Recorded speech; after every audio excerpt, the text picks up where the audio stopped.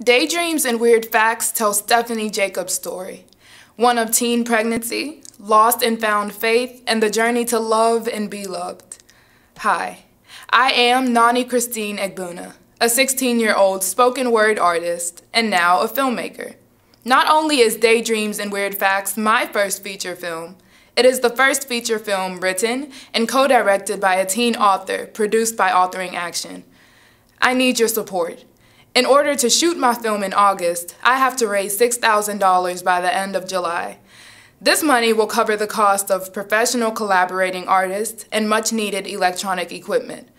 Daydreams and Weird Facts is not about some extraordinary circumstance that just leaves a girl pregnant, but instead, it tells about the often overlooked love story. A good girl meets a good guy, and one thing leads to another.